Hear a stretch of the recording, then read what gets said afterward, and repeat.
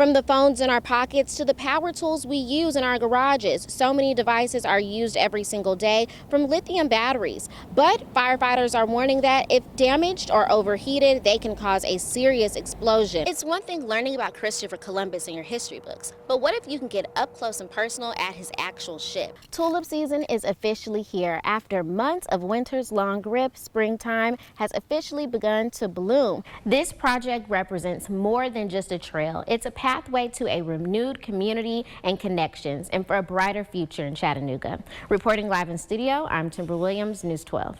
It's a sound that no parent wants to hear, that relentless cough that just won't go away. Health officials are warning us about the uptick in whooping cough cases. The sun isn't just shining, it's scorching down, and what feels like a typical summer day could possibly turn dangerous. It starts with a handful of sand and a powerful message. In Hamilton County, sidewalks are turning into solidarity as group leaders come together for a call to action. The spring semester is finally coming to an end, and Walker County school system has a few more notes to pass around to teachers and faculty before the summer comes. It was a close call here at Lookout Mountain as firefighters rushed to stop a small brush fire near the iconic and popular Incline Railway. Today, I met Christian Ingram, an 8-year-old boy from Cleveland, Tennessee, who recently conquered a huge battle. Christian is a brave tumor survivor, and today he got a special send-off from his school and his community.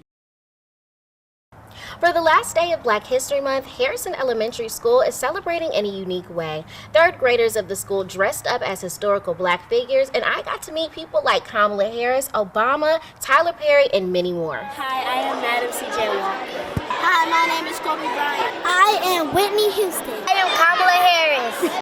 The school hosted its annual Black History Month Living Wax Museum, where students stepped into the roles of legendary Black figures. Each student was assigned a historical figure and worked hard to research and portray their chosen icon. So I try and match them up with something that they want to be or someone that they might want to learn about. But once they have their person, they do all of the work. So they do a lot of research and they have to find out all the facts about their person. And then they create a speech as if they are them. And then today they're dressed up and giving the speech to all the students at the schools to help share that knowledge.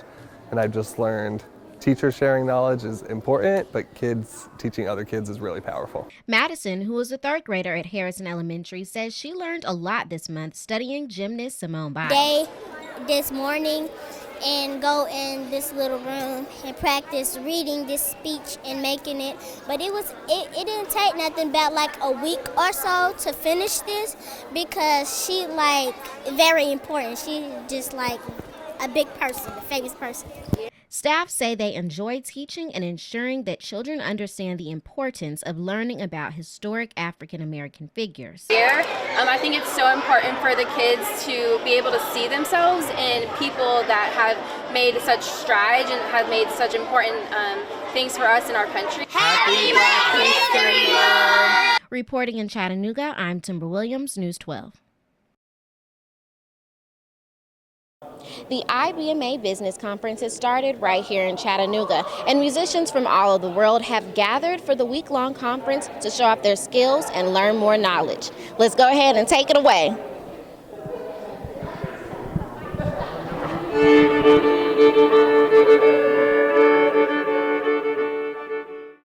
This 5-day event is a chance for musicians, songwriters, and industry leaders to gather under one roof. So this is my first time being here, but I'm just here to meet people, play music, and just kind of see all the shows, and it's a great experience playing with people better than you, so it's a great experience to be around and meet a bunch of people here.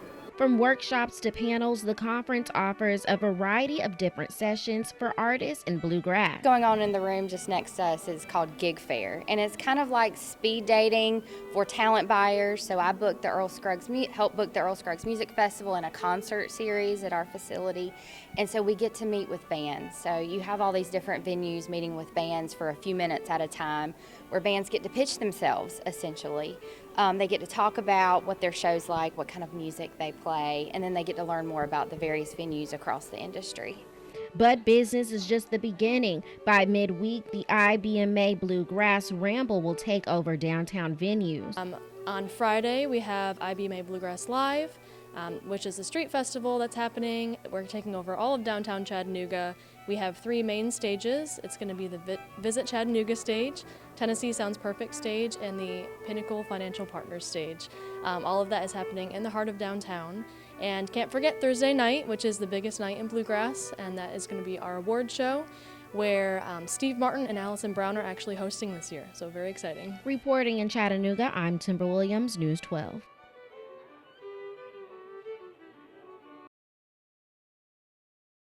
The Chattanooga Area Food Bank is ramping up an emergency response as families across the community are feeling the impact of the suspended SNAP benefits.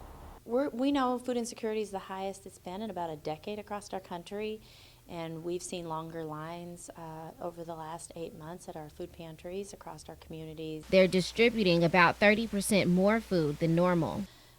Families are coming in at record amount of requests for food. What they're asking for are the things that we're trying our best to source and make sure we get it out in those communities that need it most. It's not just the food bank, it's our network of 200 plus partners across the community who need all of us to come together to help our neighbors facing hunger.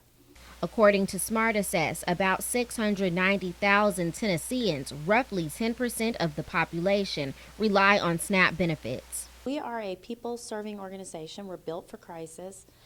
The only way we come through this is what we do every day in our communities across our 20 counties is we come together and we put aside our egos and we put aside all of our differences and we just help people. Neighbors helping neighbors. This is truly about humanity and compassion. We are working really hard to make sure that anyone that needs food knows where they can get it. The food bank says community support is critical more than ever, and food donations and fund donations are supported so that they can keep up with the increase in demand. Reporting in Chattanooga, I'm Timber Williams, News 12.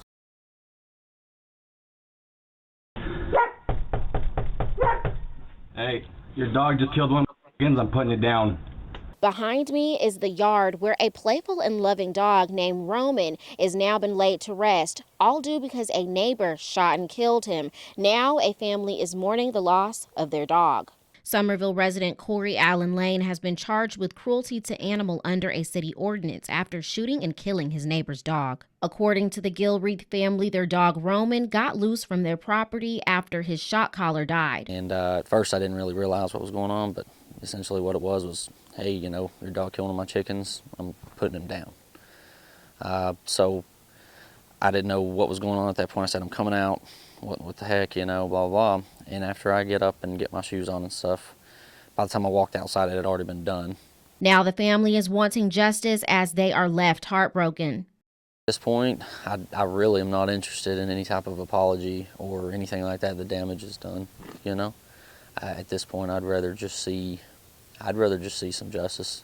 The Somerville Police Department commented on the status of the case, and they will now be turning the investigation over. And we've referred all the material that we have, the statements and videos and whatnot, to our local district attorney's office to determine if, you know, they felt justice would be best served if the case was moved from our municipal court up to Superior Court to a felony level.